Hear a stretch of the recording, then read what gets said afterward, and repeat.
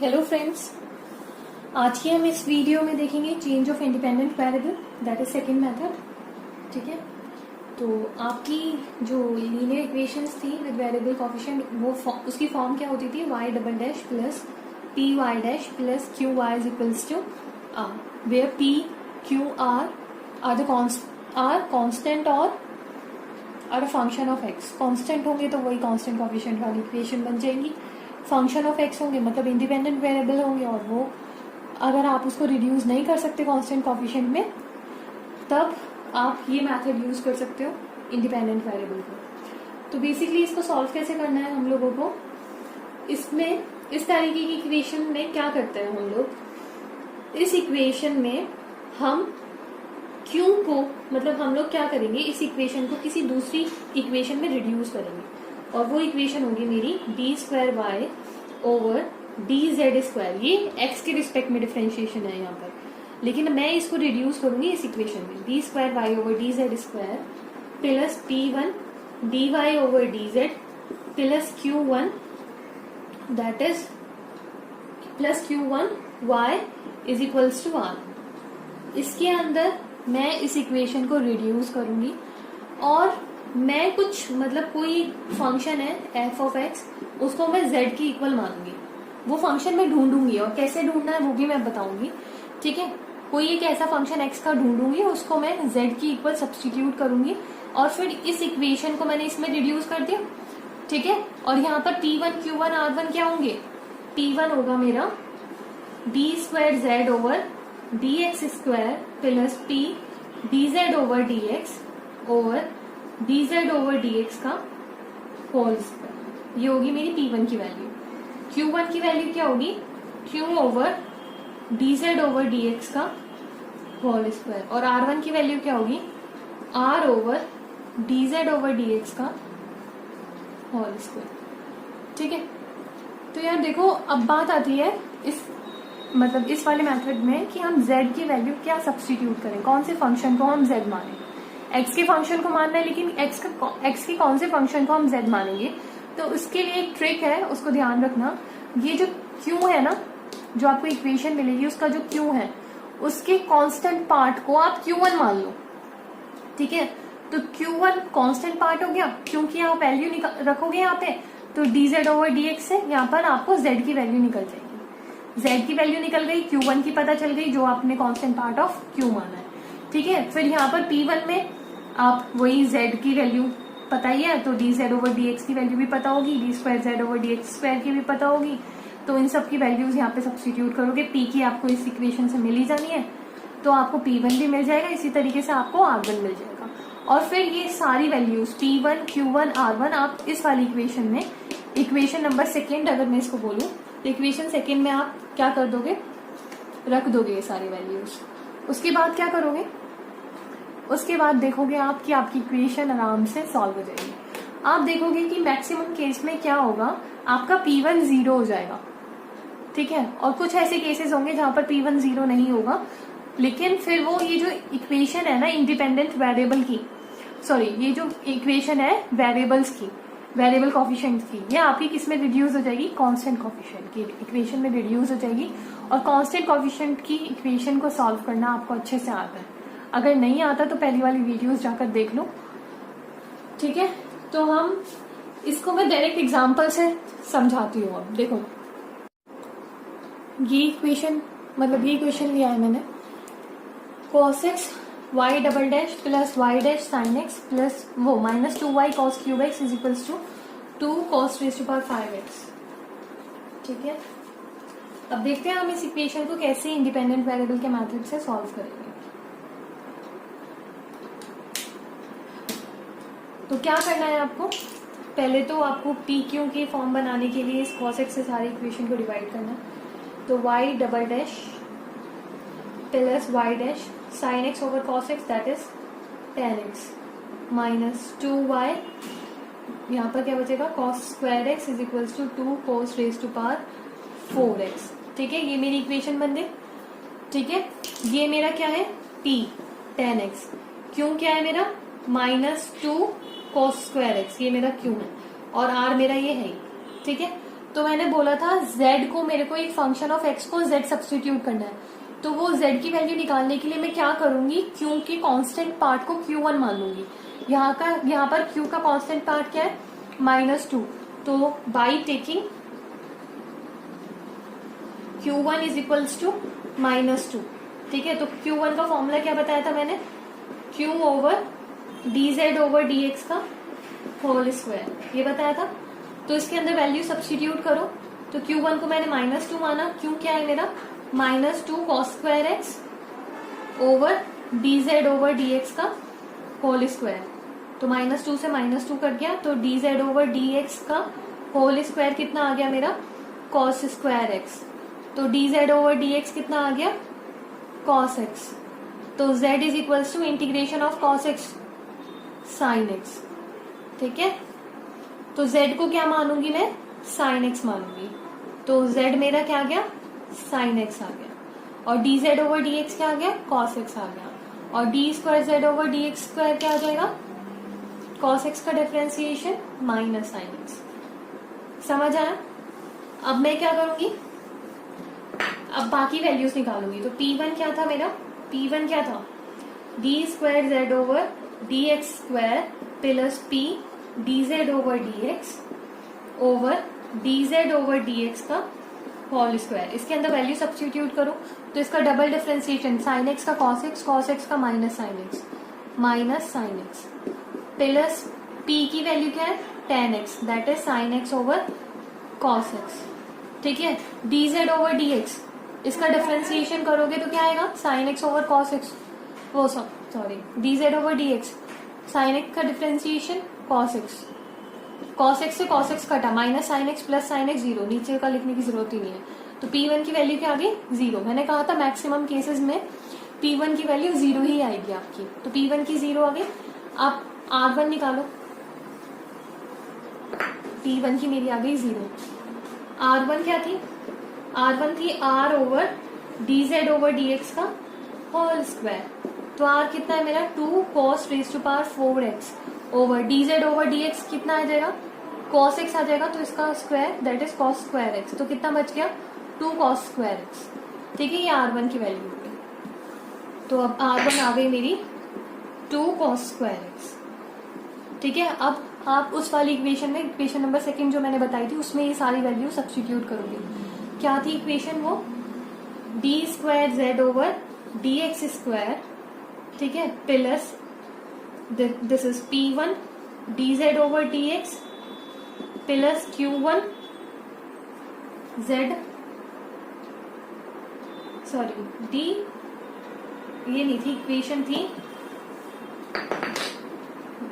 थी d square y over dz square plus p1 dy over dz plus q1 y is equals to r1, ठीक है। सारी value substitute करोगे अब यहाँ पर, तो देखो क्या आता है, ये तो d square y over d x square as it is, dz square sorry as it is, plus p1 की वैल्यू सब्स्टिट्यूट करो। p1 क्या है मेरा, 0, तो ये 0 हो जाएगा। q1 क्या है, -2, तो -2y is equals to r1 क्या है, 2 cos स्क्वायर x।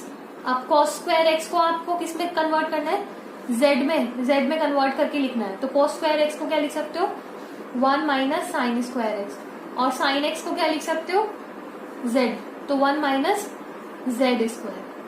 तो अब ये वाली पूरी इक्वेशन मेरी किस में हो गई, y और z में हो गई, x कुछ नहीं हुआ, मतलब x का कोई फंक्शन यहाँ पर नहीं है इस इक्वेशन में, बिकॉज मैंने पहले ही z को कोई एक फंक्शन x का सब्स्टिट्यूट कर दिया था। तो इस वाली इक्वेशन से मैंने x को हटा दिया है और इस इक्वेशन को y और z में कन्वर्ट कर दिया, ठीक है। समझ आया। अब ये दिख रही है आपको, आराम से इक्वेशन दिख रही होगी, ये कांस्टेंट कोफिशिएंट वाली इक्वेशन बन गई है मेरी, ठीक है। अगर यहाँ पर z एक यहाँ पर इंडिपेंडेंट वेरिएबल है, y मेरा डिपेंडेंट वेरिएबल है, तो ये आपको दिख रहा है ये कैसी इक्वेशन बन गई, कांस्टेंट कोफिशिएंट वाली, और उसको सॉल्व करना आपको आता है, ठीक है। तो बताओ क्या होगा, ये ध्यान रखना मैंने इस कंडीशन में z sin x सब्स्टिट्यूट किया था, मैं यहाँ से रब कर रही हूँ इसे। तो इक्वेशन है मेरी ये, d square y over d z square minus 2y is equals to 2 1 minus z square. अब इसको यार सॉल्व करना है, तो कैसे सॉल्व करेंगे? तो पहले हम कॉम्प्लीमेंट्री फंक्शन निकालेंगे, ठीक है। देखो हम पहले d मानते थे, किसको? d ओवर डी एक्स को मानते थे। यहाँ पर d ओवर डी जेड है, तो उसको हम d1 से डिनोट करेंगे, ठीक है। तो दैट इज नथिंग, आप इसको लिख सकते हो कि ये है मेरा d1 square minus 2y is equals to 2 1 minus z square, ठीक है। तो ऑक्सिलरी इक्वेशन क्या हो गई? Lambda square minus 2 is equals to 0, lambda square is equals to 2, तो लैम्डा की वैल्यू प्लस माइनस √2 आ गई। तो कॉम्प्लीमेंट्री फंक्शन क्या आ गया? c1 e raise to power minus √2z plus c2 e raise to power plus √2z, ठीक है। यही आ गई। याद रखना यहाँ पर x मत लिखना, क्योंकि आपको x लिखने की आदत होगी, क्योंकि यहाँ पर मैं dy ओवर dz था, z के बारे में बात कर रही हूँ, तो यहाँ z ही लिखना फंक्शन, ठीक है। फिर हम z की वैल्यू बाद में सब्स्टिट्यूट करेंगे। तो CF मेरा ये आ गया।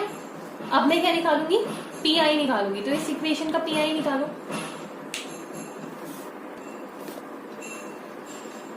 तो इस इक्वेशन का PI कैसे निकलेगा? भी नहीं है। तो PI निकालने के लिए आप क्या करते थे?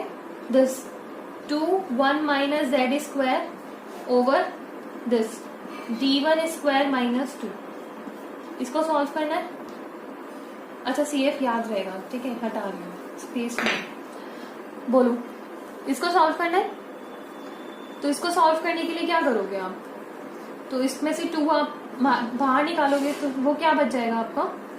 1 माइनस, तो आप इसको ऐसे लिख सकते हो 1 माइनस d1 स्क्वायर बाई 2 का whole inverse into 1 minus z square, ठीक है।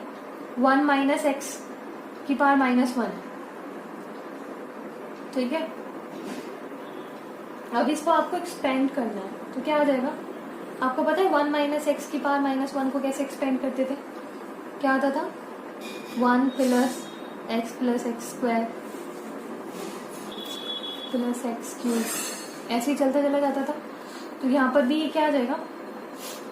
x की जगह क्या लिखोगे आप? d1 square by 2, 1 plus d1 square by 2 plus d1 4 by 2 plus ऐसे ऐसे चलता चला जाएगा। और ये क्या है? 1 minus z square. Z square तो उसका तो सेकेंड डिफरेंशिएशन, मतलब एक पहला डिफरेंशिएशन क्या होगा? देखो इसके अंदर मल्टीप्लाई करनी है अब आपको, तो ये आ जाएगा 1 minus z square plus 1 by 2, इसका डबल डिफरेंशिएशन। तो पहला डिफरेंशिएशन क्या आएगा? माइनस जेड माइनस 2z, और दूसरा डिफरेंशिएशन क्या आएगा? माइनस 2, ठीक है। तो d1 स्क्वायर की वैल्यू क्या आ जाएगी? माइनस 2। समझ आया? ओके। और फिर ये सब तो 0 हो जाएंगे बाकी टर्म्स, ठीक है। तो ये कितनी बची? माइनस 1 प्लस 1 कर दें, तो ये कितना आ गया? Minus z square. ये मेरी क्या आ गई? क्या आ गई? ये मेरी PI की वैल्यू आ गई। ओके। अब इसका सोल्यूशन क्या हो जाएगा? सोल्यूशन हो जाएगा मेरा y is equals to CF plus PI। CF क्या था मेरा? C1 e raise to power minus √2z plus C2 e raise to power √2z, और मेरा PI कितना आ गया? माइनस जेड स्क्वायर, ठीक है। और अब z क्या माना हुआ था मैंने? साइन x, तो वैल्यू सब्स्टिट्यूट कर दो। C1 e raise to power minus √2 sine x, ठीक है, plus C2 e raise to power √2 sine x minus sine square x, ठीक है। हो जाएगा।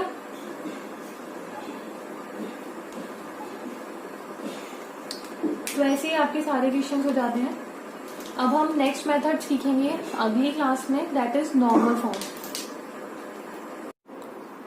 ये इक्वेशन, मतलब ये इक्वेशन लिया है मैंने, cos x y double dash plus y dash sine x plus वो minus 2y cos cube x is equals to 2 cos raise to power 5x, ठीक है। अब देखते हैं हम इस इक्वेशन को कैसे इंडिपेंडेंट वेरिएबल के मेथड से सॉल्व करेंगे। तो क्या करना है आपको, पहले तो आपको पी क्यू के फॉर्म बनाने के लिए इस cos x से सारी इक्वेशन को डिवाइड करना है। तो y double dash plus y dash sine x over cos x that is tan x minus 2y, यहाँ पर क्या बचेगा cos square x is equals to 2 cos raise to power 4x। ठीक है, ये मेरी इक्वेशन बन गई। ठीक है, ये मेरा क्या है p tan x, क्यों क्या है मेरा माइनस 2 cos स्क्वायर x, ये मेरा क्यों है, और r मेरा ये है। ठीक है, तो मैंने बोला था z को मेरे को एक फंक्शन ऑफ x को z सब्स्टिट्यूट करना है, तो वो z की वैल्यू निकालने के लिए मैं क्या करूंगी, q के कांस्टेंट पार्ट को q1 मान लूंगी। यहाँ पर q का कांस्टेंट पार्ट क्या है -2, तो by taking q1 is equals to -2। ठीक है, तो q1 का फॉर्मूला क्या बताया था मैंने, q over dz over dx का होल स्क्वायर, ये बताया था। तो इसके अंदर वैल्यू सब्स्टिट्यूट करो, तो q1 को मैंने -2 माना, q क्या है मेरा -2 cos square x over dz over dx का होल स्क्वायर, तो -2 से -2 कट गया, तो dz ओवर dx का होल स्क्वायर कितना आ गया मेरा cos स्क्वायर x, तो dz ओवर dx कितना आ गया cos x, तो z is equals to integration of cos x sin x। ठीक है, तो z को क्या मानूंगी मैं sin x मानूंगी, तो z मेरा क्या आ गया sin x आ गया, और dz ओवर dx क्या आ गया cos x आ गया, और d square z over dx square क्या आ जाएगा cos x का डिफरेंशिएशन माइनस sin x। समझ आया? अब मैं क्या करूंगी, अब बाकी वैल्यूज निकालूंगी। तो p1 क्या था मेरा, p1 क्या था d square z over dx square plus p dz over dx over dz over dx का होल स्क्वायर। इसके अंदर वैल्यू सब्स्टिट्यूट करो, तो इसका डबल डिफरेंशिएशन sin x का cos x का minus sin x plus p की वैल्यू क्या है tan x that is sin x over cos x। ठीक है, dz ओवर dx इसका डिफरेंशिएशन करोगे तो क्या आएगा sin x over cos x, वो sorry dz over dx sin x का डिफरेंशिएशन cos x से cos x कटा minus sin x plus sin x 0, नीचे का लिखने की जरूरत ही नहीं है।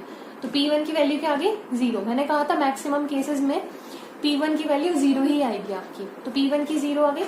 आप r1 निकालो, p1 की मेरी आ गई 0।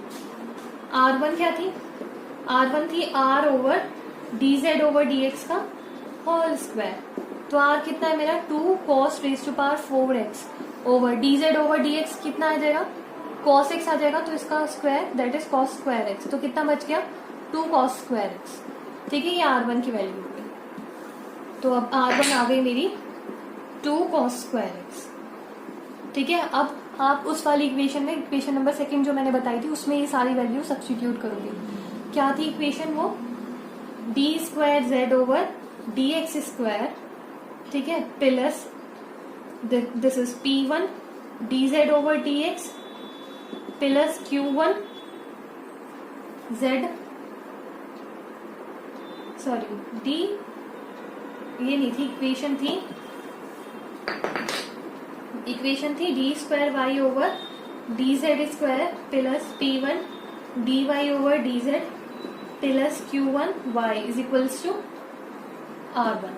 ठीक है, सारी वैल्यू सब्स्टिट्यूट करोगे अब यहाँ पर, तो देखो क्या आता है, ये तो d square y over dx square as it is, dz square sorry as it is, plus p1 की वैल्यू सब्स्टिट्यूट करो, p1 क्या है मेरा 0, तो ये 0 हो जाएगा, q1 क्या है -2, तो -2y is equals to r1 क्या है 2 cos स्क्वायर x। अब cos स्क्वायर x को आपको किस में कन्वर्ट करना है z में कन्वर्ट करके लिखना है, तो cos स्क्वायर x को क्या लिख सकते हो 1 माइनस साइन स्क्वायर x, और साइन x को क्या लिख सकते हो z, तो 1 माइनस z स्क्वायर। तो अब ये वाली पूरी इक्वेशन मेरी किस में हो गई y और z में हो गई, x कुछ नहीं हुआ, मतलब x का कोई फंक्शन यहाँ पर नहीं है इस इक्वेशन में, बिकॉज मैंने पहले ही z को कोई एक फंक्शन x का सब्स्टिट्यूट कर दिया था, तो इस वाली इक्वेशन से मैंने x को हटा दिया है और इस इक्वेशन को y और z में कन्वर्ट कर दिया। ठीक है, समझ आया? अब ये दिख रही है आपको आराम से, इक्वेशन दिख रही होगी, ये कांस्टेंट कोफिशिएंट वाली इक्वेशन बन गई है मेरी। ठीक है, अगर यहाँ पर z एक यहाँ पर इंडिपेंडेंट वेरिएबल है, y मेरा डिपेंडेंट वेरिएबल है, तो ये आपको दिख रहा है ये कैसी इक्वेशन बन गई, कांस्टेंट कोफिशिएंट वाली, और उसको सॉल्व करना आपको आता है। ठीक है, तो बताओ क्या होगा। ये ध्यान रखना, मैंने इस कंडीशन में z sin x सब्स्टिट्यूट किया था, मैं यहाँ से रब कर रही हूँ इसे। तो इक्वेशन है मेरी ये d square y over d z square minus 2y is equals to 1 minus z square. अब इसको यार सॉल्व करना है, तो कैसे सॉल्व करेंगे, तो पहले हम कॉम्प्लीमेंट्री फंक्शन निकालेंगे। ठीक है, देखो हम पहले d मानते थे, किसको, d ओवर डी एक्स को मानते थे, यहाँ पर d ओवर डी जेड है तो उसको हम d1 से डिनोट करेंगे। ठीक है, तो दैट इज नथिंग, आप इसको लिख सकते हो कि ये है मेरा d1 square minus 2y is equals to 1 minus z square. ठीक है, तो ऑक्सिलरी इक्वेशन क्या हो गई, lambda square minus 2 is equals to 0, lambda square is equals to 2, तो लैम्डा की वैल्यू प्लस माइनस √2 आ गई। तो कॉम्प्लीमेंट्री फंक्शन क्या आ गया, c1 e raise to power minus √2z plus c2 e raise to power plus √2z। ठीक है, यही आ गई। याद रखना यहाँ पर x मत लिखना, क्योंकि आपको x लिखने की आदत होगी, क्योंकि यहाँ पर मैं dy ओवर dz था, z के बारे में बात कर रही हूँ, तो यहाँ z ही लिखना फंक्शन। ठीक है, फिर हम z की वैल्यू बाद में सब्स्टिट्यूट करेंगे। तो CF मेरा ये आ गया। अब मैं क्या निकालूंगी, PI निकालूंगी, तो इस इक्वेशन का PI निकालो।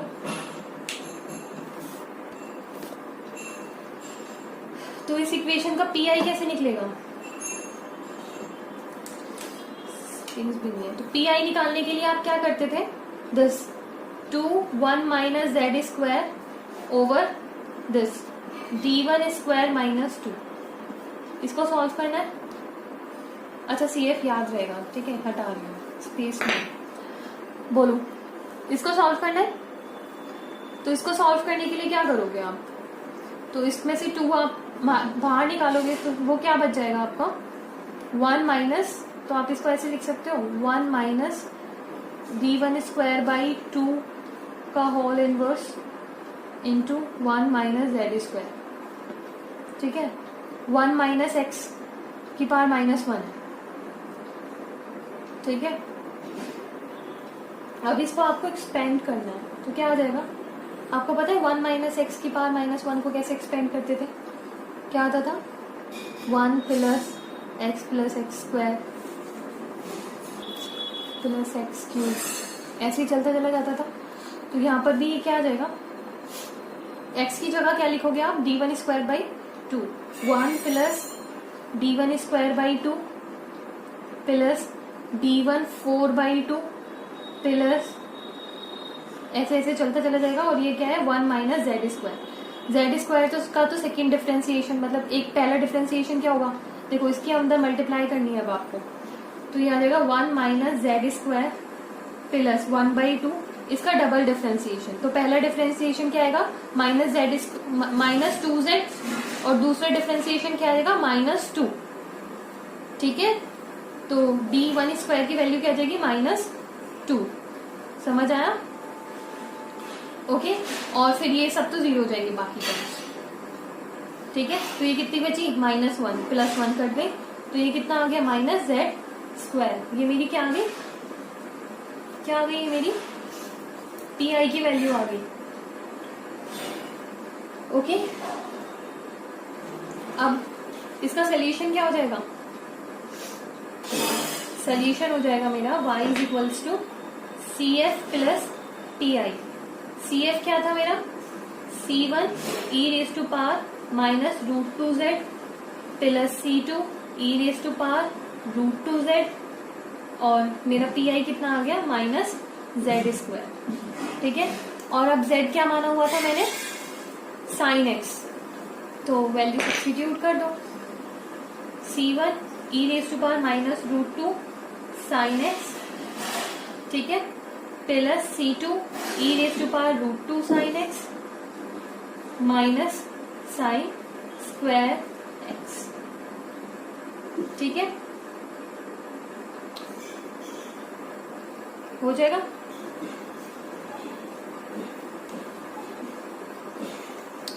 वैसे ही आपके सारे क्वेश्चंस हो जाते हैं। अब हम नेक्स्ट मेथड सीखेंगे अगली क्लास में, दैट इज नॉर्मल फॉर्म।